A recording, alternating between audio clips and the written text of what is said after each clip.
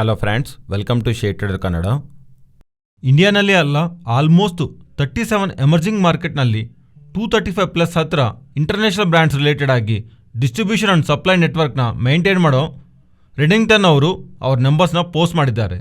ಇವರ core portfolio means ಇವರ ಯಾವ ಪ್ರಾಡಕ್ಟ್ಸ್ ರಿಲೇಟೆಡ್ ಆಗಿ ಬಿಸ್ನೆಸ್ ಮಾಡ್ತಾರೆ ಅನ್ನೋದು ನೀವು ಇಲ್ಲಿ ಸ್ಕ್ರೀನ್ ಮೇಲೆ ಗಮನಿಸಬಹುದು. ಅಂಡ್ ಇವರು ಪ್ರೆಸೆಂಟು ಇಂಡಿಯಾ ಜೊತೆ ಯಾವ ಕಂಟ್ರೀಸ್ನಲ್ಲಿ ಬಿಸ್ನೆಸ್ ಇದೆ ಅಂತ ನೀವು ಗಮನಿಸಬಹುದು. ಅಂಡ್ ಇವರ ಯಾವ ಬ್ರ್ಯಾಂಡ್ ಜೊತೆ ಪಾರ್ಟ್ನರ್ ಆಗಿ ಅದರ ರಿಲೇಟೆಡ್ ಆಗಿ ಇರೋ products and distribution and hole supply chain ನ ಮೇಂಟೈನ್ ಮಾಡ್ತಿರೋದು ಅಂಡ್ ಆ ಬ್ರ್ಯಾಂಡ್ಸ್ ನೇಮು ನೀವು ಇಲ್ಲಿ ಗಮನಿಸಬಹುದು. ಅಂಡ್ ಕಮಿಂಗ್ ಟು ಇವರ ರಿಸಲ್ಟ್ಸ್, ಇಲ್ಲಿವರೆಗೂ ಯಾವಾಗ್ಲೂ ಇಲ್ದಿರೋ ತರ H1 ಗ್ರೋತ್ ನ ಮಾಡಿರೋ ತರ ಹೇಳ್ತಿದ್ದಾರೆ. ಆಲ್ಮೋಸ್ಟ್ ಎಲ್ಲಾ ಸೆಗ್ಮೆಂಟ್ಸ್ ಅಲ್ಲೂ ಬೆಟರ್ ಡೇಟಾನೇ ಕಾಣಿಸ್ತಾ ಇದೆ.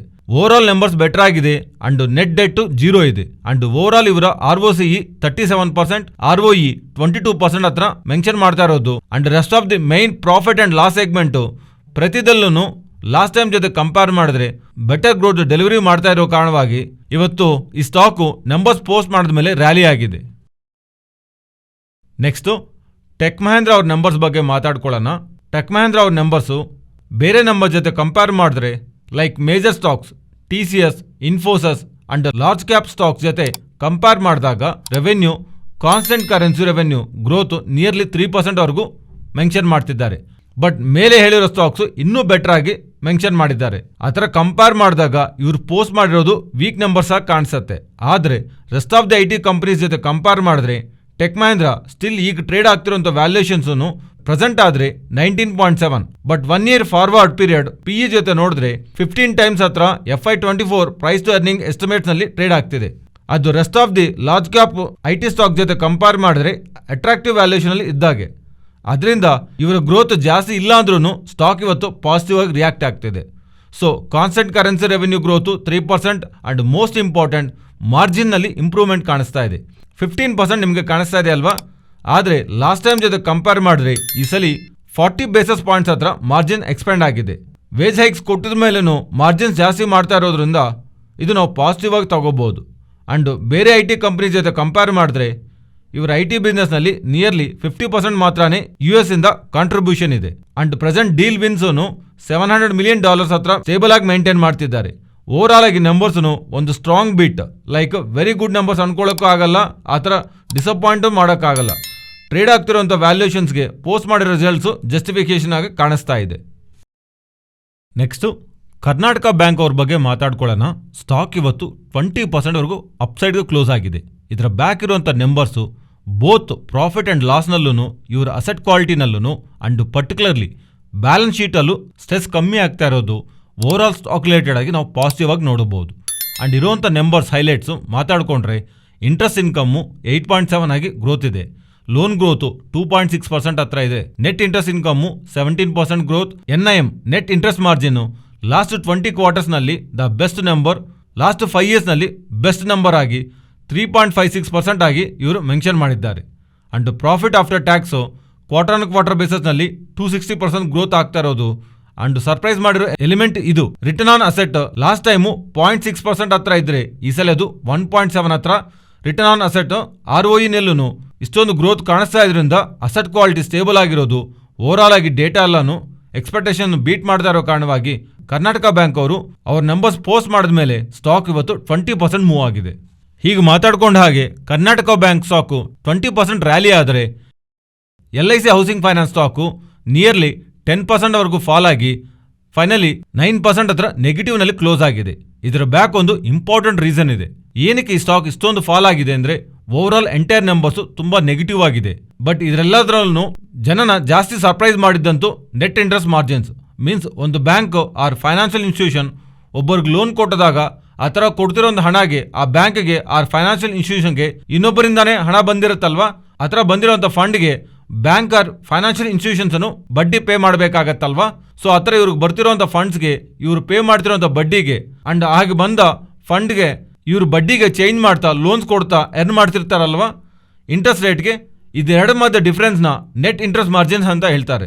ಇದು ಸಿಂಪಲ್ ಕಾನ್ಸೆಪ್ಟ್, ಅರ್ಥ ಆಗಿದೆ ಅಂತ ಅನ್ಕೊಂತೀನಿ. ಇಲ್ಲಾಂದ್ರೆ ಇನ್ನೊಂದ್ಸಲ ಎಕ್ಸ್ಪ್ಲೈನ್ ಮಾಡ್ತೀನಿ ನೋಡಿ. ಈಗ ಯಾರಾದ್ರೂ ಒಂದು ಲೋನ್ ತಗೋಬೇಕಂದ್ರೆ ಅದಕ್ಕೆ ಬ್ಯಾಂಕ್ಗೆ ಹಣ ಎಲ್ಲಿ ಬರುತ್ತೆ?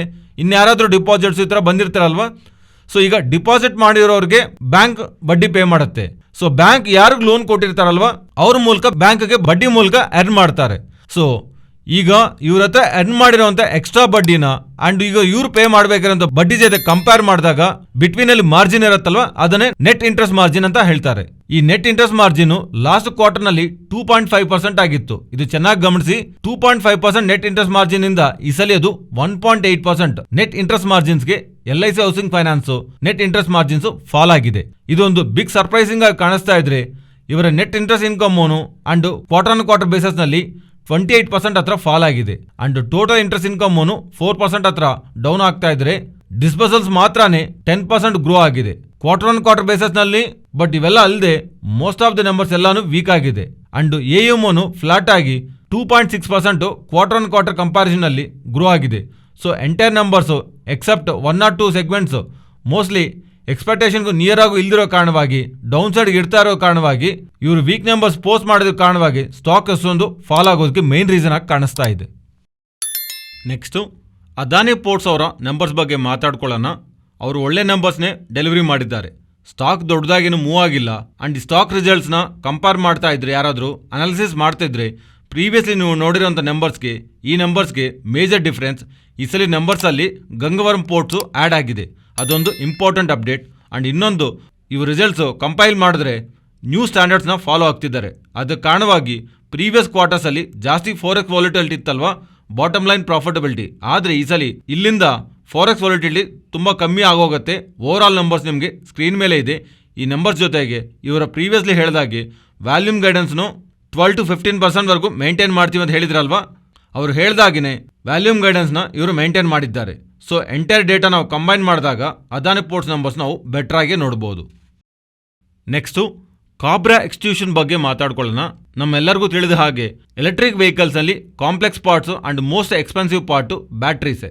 ಅಂಡ್ ಆ ಸೆಗ್ಮೆಂಟ್ನಲ್ಲಿ ಪರ್ಟಿಕ್ಯುಲರ್ಲಿ 2 ವೀಲರ್ ಎಲೆಕ್ಟ್ರಿಕ್ ವೆಹಿಕಲ್ ಸೆಗ್ಮೆಂಟ್ನಲ್ಲಿ 13% ಹತ್ರ ಮಾರ್ಕೆಟ್ ಶೇರ್ನ ಹೋಲ್ಡ್ ಮಾಡ್ತಿರೋವಂಥ ಕಾಬ್ರಾ ಎಕ್ಸ್ಟ್ರೂಷನ್ ಅವರ ಮೈನ್ ಬಿಸ್ನೆಸ್ ಆಗಿರುವಂಥ ಎಕ್ಸ್ಟ್ರೂಷನ್ ಬಿಸ್ನೆಸ್ಗಂದ್ರೂ ಬ್ಯಾಟ್ರೀಸ್ ಮೂಲಕನೇ ಮೀನ್ಸ್ ಈ ಎಲೆಕ್ಟ್ರಿಕ್ ವೆಹಿಕಲ್ಸ್ ಬ್ಯಾಟ್ರೀಸ್ ತಯಾರು ಮಾಡುವಂಥ ಇವರ ಬ್ಯಾಟ್ರಿ ಡಿವಿಷನ್ ಮೂಲಕನೇ ಈ ಸಲ ಜಾಸ್ತಿ ರೆವೆನ್ಯೂನ ಅಂಡ್ ಪ್ರಾಫಿಟಬಿಲಿಟಿನ ಸಂಪಾದನೆ ಮಾಡಿದ್ದಾರೆ. ಸೊ ಈ ಥರ ಇವರ ಸೆಗ್ಮೆಂಟ್ ವೈಡ್ನು ಇರುವಂಥ ರೆವೆನ್ಯೂ ಬ್ರೇಕ್ ಡೌನ್ ಮಾಡಿ ನೋಡ್ತಾ ಇದ್ರೆ ಎಕ್ಸ್ಟ್ರೂಷನ್ ಮಿಷನರಿ ಡಿವಿಷನ್ಗಂದ್ರೂ ಬ್ಯಾಟ್ರಿ ಡಿವಿಷನ್ ಇಂದ ರೆವೆನ್ಯೂಸ್ ಬೆಟರ್ ಆಗಿ ಬಂದಿದೆ ಅಲ್ವಾ. ಆಪರೇಟಿಂಗ್ ಸೈಡುನು ಪ್ರಾಫಿಟಬಿಲಿಟಿ ಸೈಡುನು ಒಂದು ಟೈಮ್ನಲ್ಲಿ ಮೈನ್ ಬಿಸ್ನೆಸ್ ಆಗಿರುವಂಥ ಎಕ್ಸ್ಟ್ರೂಷನ್ ಮಿಷನರಿ ಡಿವಿಷನ್ಗಂದ್ರು ಬ್ಯಾಟ್ರಿ ಡಿವಿಷನ್ ಬೆಟರ್ ಆಗಿ ಪರ್ಫಾರ್ಮ್ ಮಾಡ್ತಿರೋ ಕಾರಣದಿಂದ ಸ್ಟಾಕ್ ಇವತ್ತು ಇಷ್ಟೊಂದು ಮೂವ್ ಆಗಿದೆ. ನೆಕ್ಸ್ಟು ಹೀರೋ ಮೋಟೋಕಾರ್ಪ್ ಸ್ಟಾಕ್ ಏನು ದೊಡ್ಡದಾಗಿ ಫಾಲ್ ಆಗಿಲ್ಲ, ಆದರೆ ಇವರ ನಂಬರ್ಸ್ ಅಂತೂ ವೀಕ್ ಆಗಿದೆ. ಟೋಟಲ್ ಸೇಲ್ಸು 17% ಡ್ರಾಪ್ ಆಗ್ತಾ ಇದ್ರೆ motor cycle sales 17%, scooter sales 16.5% ಹತ್ರ ಡ್ರಾಪ್ ಆಗ್ತಿದೆ. ನೀವು ಇದು ಗಮನಿಸಿದ್ರೆ ಲಾಸ್ಟ್ ತುಂಬ ಟೈಮ್ ಬ್ಯಾಕಿಂದಾನು ಇವರ ಟೋಟಲ್ ಸೇಲ್ಸು 4 to 4.5 lakh ಹತ್ರ ಇನ್ ಬಿಟ್ವೀನೇ ರೊಟೇಟ್ ಆಗ್ತಿದೆ ಇವರ ಸೇಲ್ಸ್ನಲ್ಲಿ. ಅಂಡ್ ಅರೌಂಡ್ ಸೇಮ್ ನಂಬರ್ಸೇ ನಮಗೆ ತುಂಬ ತಿಂಗಳಿಂದಾನು ಹೀರೋ ಮೋಟೋಕಾರ್ಪ್ ಅವ್ರ ರಿಲೇಟೆಡ್ ಆಗಿ ಕಾಣಿಸ್ತಾ ಇದೆ. ರೂರಲ್ ಸೆಗ್ಮೆಂಟಲ್ಲಿ ಇರುವಂಥ weakness, entry level bikes, low premium bikes related ಆಗಿ ಬೈಯಿಂಗ್ ಇಂಟ್ರೆಸ್ಟ್ ಕಮ್ಮಿ ಆಗಿದೆ. ಸೊ ಈ ಸೆಗ್ಮೆಂಟಲ್ಲಿ ಇರುವಂಥ ಪ್ಲೇಯರ್ಸ್ ಮೇಲೆ ಇಂಪ್ಯಾಕ್ಟ್ ಇರುತ್ತೆ ಅನ್ನೋ ಥರ ಫೈನಾನ್ಷಿಯಲ್ ಪ್ಲಾಟ್ಫಾರ್ಮ್ಸ್ ಅಲ್ಲಿ ಡೇಟಾ ಪಬ್ಲಿಷ್ ಆಗ್ತಿದೆ. ಅದರಿಂದ ಹೀರೋ ಮೋಟೋಕಾರ್ಪ್ ರಿಲೇಟೆಡ್ ಆಗಿ ಸೇಲ್ಸ್ ಅಂತೂ ತುಂಬ ಟೈಮ್ ಬ್ಯಾಕಿಂದ ಗ್ರೋ ಆಗ್ತಿಲ್ಲ. ಹೆಚ್ಚು ಕಡಿಮೆ ಒಂದೇ ನಂಬರ್ಸು, ಇಲ್ಲ ಅಂದರೆ ಸ್ವಲ್ಪ ಫಾಲ್ ಆಗ್ತಾ ಇರೋದು ನಮಗೆ ಕಾಣಿಸ್ತಾ ಇದೆ ಇವರ ಸೇಲ್ಸ್ ಡೇಟಾನಲ್ಲಿ. Versus coming to TVS motors, motorcycle ಸೆಗ್ಮೆಂಟ್ನಲ್ಲಿ ನಿಯರ್ಲಿ 4.6% ಡ್ರಾಪ್ ಕಾಣಿಸ್ತಾ ಇದೆ. ಇದು ಬಿಟ್ಟರೆ ಟೋಟಲ್ ಸೇಲ್ಸ್ನಲ್ಲಿ 2% ಬೆಳೆದಿದೆ. ಅಂಡ್ ಸ್ಕೂಟರ್ ಸೇಲ್ಸು 20% ಬೆಳೆದಿದೆ. ಅಂಡ್ ಮೋಸ್ಟ್ ಇಂಪಾರ್ಟೆಂಟ್ ಇವರ ಎಲೆಕ್ಟ್ರಿಕ್ ವೆಹಿಕಲ್ 2 ವೀಲರ್ ಆಗಿರುವಂಥ iQube sales last year same ಕ್ವಾರ್ಟರ್ನಲ್ಲಿ 400 ಅಂದರೆ ಕಮ್ಮಿ ವೆಹಿಕಲ್ ಸೇಲ್ ಮಾಡಿದ್ದಾರೆ. ಈಗ ನಿಯರ್ ಟು 8100 ಯೂನಿಟ್ಸ್ನ ವೆಹಿಕಲ್ ಸೇಲ್ಸ್ ಆಗಿರೋ ಥರ TVS ಮೋಟಾರ್ಸ್ ಅವ್ರು ಮಾಡಿರೋಂಥ ಅಪ್ಡೇಟನ್ನು ನಾವು ಓವರ್ ಆಲ್ ಆಗಿ ಪಾಸಿಟಿವ್ ಆಗಿ ತಗೋಬಹುದು. ನೆಕ್ಸ್ಟು ಅಲೆಂಬಿಕ್ ಫಾರ್ಮಾಸ್ಯೂಟಿಕಲ್ ಬಗ್ಗೆ ಮಾತಾಡ್ಕೊಳ್ಳೋಣ. ನಿನ್ನೆ ವಿಡಿಯೋದಲ್ಲೂ ಇವರಿಗೆ US FDA ಅವರಿಂದ ಬಂದಿರುವಂಥ ಅಪ್ರೂವಲ್ ಒಂದು ಇಂಜೆಕ್ಷನ್ ರಿಲೇಟೆಡ್ ಆಗಿ ಸರ್ಜರೀಸ್ ಆ್ಯಂಡ್ ಅಲ್ಸರ್ಗೆ ಯೂಸ್ ಮಾಡುವಂಥ ಇಂಜೆಕ್ಷನ್ ರಿಲೇಟೆಡ್ ಆಗಿ ಇವರಿಗೆ ಅಪ್ರೂವಲ್ ಬಂದಿರೋ ಥರ ಆ ಅಪ್ರೂವಲ್ನ ಪ್ರೀವಿಯಸ್ಲಿ ಯಾವಾಗಲಿಂದ ಇಶ್ಯೂಸ್ ಫೇಸ್ ಮಾಡ್ತಿರೋಂಥ ಮ್ಯಾನುಫ್ಯಾಕ್ಚರಿಂಗ್ ಪ್ಲಾಂಟಿಂದ ಬರ್ತಾ ಇರೋದು ಸೂಪರ್ ಪಾಸಿಟಿವ್ ಅಲ್ಲ. ಅದಕ್ಕೆ ನಿನ್ನೆ ಸ್ಟಾಕು ನಿಯರ್ ಟು 5% ವರೆಗೂ ರಿಯಾಕ್ಟ್ ಆಗಿದೆ ಅಲ್ವಾ. ಅಗೇನ್ ಈಗ ಇವರಿಗೆ US FDA ಅವರಿಂದ ಅನದರ್ ಅಪ್ರೂವಲ್ ಬರ್ತಾ ಇರೋದು ಮೈಲ್ಡ್ ಟು ಮಾಡ್ರೇಟ್ ಅಲ್ಸರೇಟಿವ್ ಕೋಲಿಟಿಸ್. ಇದೊಂದು ಇನ್ಫ್ಲಮೇಟರಿ ಬೋಲ್ಡ್ ಡಿಸೀಸಸ್. ನಮ್ಮ ಒಳಗಡೆ ಇರುವಂಥ ಕರ್ಲ್ ಇರತ್ತಲ್ವಾ, ಅದ್ರ ರಿಲೇಟೆಡ್ ಆಗಿ ಕ್ರಿಯೇಟ್ ಆಗುವಂಥ ಇನ್ಫ್ಲಮೇಟರಿ ಬಬಲ್ ಡಿಸೀಸ್. ಇದನ್ನು ಟ್ರೀಟ್ ಮಾಡೋದಕ್ಕೆ ಬೇಕಾಗಿರುವಂಥ ಎಕ್ಸ್ಟರ್ನಲ್ ರಿಲೀಸಸ್ ಮೆಸಲ್ಮೈನ್ ಡ್ರಗ್ ರಿಲೇಟೆಡ್ ಆಗಿ ಇವ್ರಿಗೆ US FDA ಅವರಿಂದ ಅಪ್ರೂವಲ್ ಬಂದಿರೋ ಥರ ಹೇಳ್ತಿದ್ದಾರೆ. ಈ ಅಪ್ಡೇಟಿಂದ ಇವತ್ತಿನ ಸ್ಟಾಕು ಅಗೈನ್ ಅನದರ್ 5 to 6% ಹತ್ರ ಇವತ್ತು ಮೂವ್ ಆಗಿದೆ.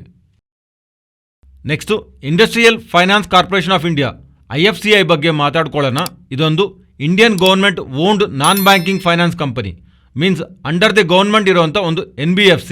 ಇವರ ಇಂಡಸ್ಟ್ರಿಯಲ್ ಸೆಕ್ಟರ್ ರಿಲೇಟೆಡ್ ಆಗಿ ಲಾಂಗ್ ಟರ್ಮ್ ಫೈನಾನ್ಸಿಂಗ್ ನೀಡ್ಗೋಸ್ಕರ ಬಿಸ್ನೆಸ್ ಮಾಡ್ತಾ ಇರ್ತಾರೆ. ಈಗ ಮಾರ್ಕೆಟ್ನಲ್ಲಿ ಸ್ಟಾರ್ಟ್ ಆಗಿರುವಂಥ ಸ್ಪೆಕ್ಯುಲೇಷನ್, ಪರ್ಟಿಕ್ಯುಲರ್ಲಿ ಬ್ಲೂಮ್ಬರ್ಗ್ ಅವರು ರಿಪೋರ್ಟ್ ಮಾಡ್ತಿರೋದು, ಗೌರ್ಮೆಂಟ್ ಅವರು 2000 crores ಹತ್ರ ಈ ಪರ್ಟಿಕ್ಯುಲರ್ IFCI ಕಂಪನಿನಲ್ಲಿ ಇನ್ಫ್ಯೂಸ್ ಮಾಡ್ತಾರಂತ ಹೇಳಿದಿರೋ ಕಾರಣವಾಗಿ ಎಂಟೈರ್ ಮಾರ್ಕೆಟ್ ಕ್ಯಾಪಿಟಲ್ ಈ ಕಂಪನಿ ರಿಲೇಟೆಡ್ ಆಗಿ 2600 crores. ಈಗ ಇದರಲ್ಲಿ ಗೌರ್ಮೆಂಟ್ ಅವರು 2000 crores ಇನ್ಫ್ಯೂಸ್ ಮಾಡ್ತಾರಂತ ಬರ್ತಿರೋಂಥ ಈ ಅಪ್ಡೇಟಿಂದ ಸ್ಟಾಕ್ ಸಡನ್ ಆಗಿ 20% ಅಪ್ಪರ್ ಸರ್ಕ್ಯೂಟ್ಗೆ ಹೋಗಿದೆ. ಬಟ್ ಇದಿನ್ನೂ ಅಫಿಷಿಯಲ್ ಆಗಂತೂ ಕಂಪನಿಯಿಂದ ನಮಗೆ ಅನೌನ್ಸ್ ಆಗಿಲ್ಲ. ಇದು ಫ್ರೆಂಡ್ಸ್ ಇವತ್ತಿನ ವಿಡಿಯೋ. ಈ ವಿಡಿಯೋನಲ್ಲಿ ನಾವು ಶೇರ್ ಮಾಡಿರೋಂಥ ಕಂಟೆಂಟ್ ವ್ಯಾಲ್ಯೂಬಲ್ ಆಗಿದ್ದರೆ ತಪ್ಪದೇ ನಮ್ಮ ಚಾನಲ್ನ ಸಬ್ಸ್ಕ್ರೈಬ್ ಆಗಿ ಆ್ಯಂಡ್ ಬೆಲ್ ಐಕಾನ್ ಕ್ಲಿಕ್ ಮಾಡಿ ಆಲ್ ನೋಟಿಫಿಕೇಷನ್ಸ್ ಆಕ್ಟಿವೇಟ್ ಮಾಡ್ಕೊಳ್ಳಿ. ಈ ಡೇಟಾ ನಿಮ್ಮ ಫ್ರೆಂಡ್ಸ್ ಆ್ಯಂಡ್ ಫ್ಯಾಮಿಲಿ ಮೆಂಬರ್ಸ್ಗೆ ಯೂಸ್ ಆಗತ್ತಂದರೆ ತಪ್ಪದೇ ಶೇರ್ ಮಾಡಿ. Thank you.